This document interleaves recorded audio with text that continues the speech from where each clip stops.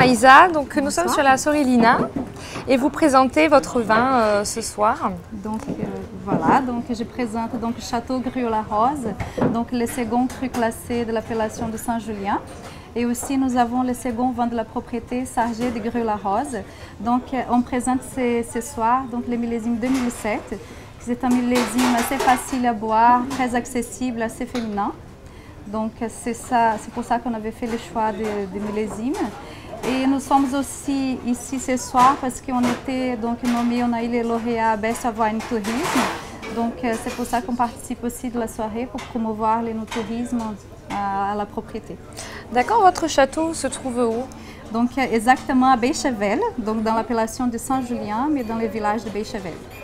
Et donc avec la Sorellina, on peut venir en bateau de Bordeaux jusqu'à Pauillac par exemple. Pauillac par exemple. Et venir voir votre château. Il se visite toute l'année ou à quelle période on peut Toute l'année, donc il est ouvert toute l'année, de lundi au samedi. Donc les dimanches c'est fermé et même hors saison, on est ouvert les samedis sur rendez-vous. Sur rendez-vous. La semaine aussi, il faut vous appeler si on veut faire une dégustation. Voilà, c'est mieux de se programmer, mais dès qu'on est disponible, s'il y a des visiteurs, des amateurs qui passent, on est ouvert à accueillir tout le public en fait. Très bien. Pouvez-vous nous présenter, s'il vous plaît, donc votre vin?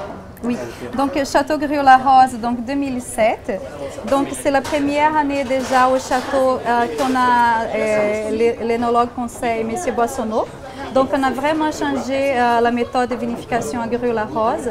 On est moins sur l'extraction, en fait on fait des vins beaucoup plus souples et faciles à boire. Donc ça ne change rien au niveau de la garde, on fait toujours des vins de très longue garde. Et 2007, donc, comme je vous disais tout à l'heure, c'est une année qui est facile, accessible, très féminine, mais qui a pas mal de structure encore.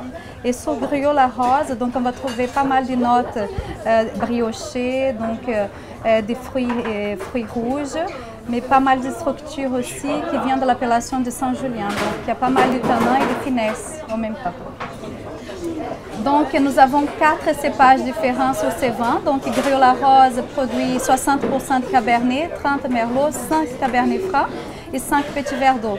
Et dans ces vins, nous avons environ 60% de Cabernet. Donc le Cabernet Sauvignon, on dit que c'est le roi de Médoc. Donc c'est un cépage qui permet de garder les vins pendant très très longtemps à cause des structures tanniques. Et nous avons les sols vraiment très importants, je vais dire, que, pour les Cabernet Sauvignon, que c'est les graves. Donc un type de sol très pauvre et qui donne beaucoup de complexité au vin. Donc les racines vont vraiment très très loin dans les sous-sols, donc ça donne des niveaux de complexité différents, donc une très grande richesse.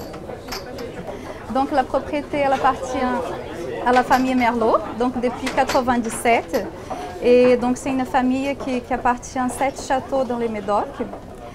Donc c'est une production familiale et donc ils sont très inquiets avec la qualité, c'est l'agriculture. Donc on dit que nous sommes dans une démarche homéopathique à la propriété.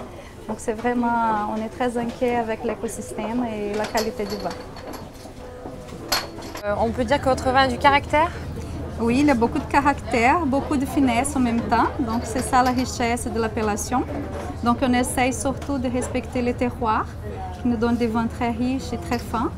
Donc le premier point pour faire des grands vins, c'est le respect des terroirs. C'est ce qu'on essaye de faire à Griot-la-Rose. Merci beaucoup. Merci beaucoup. Bonne soirée.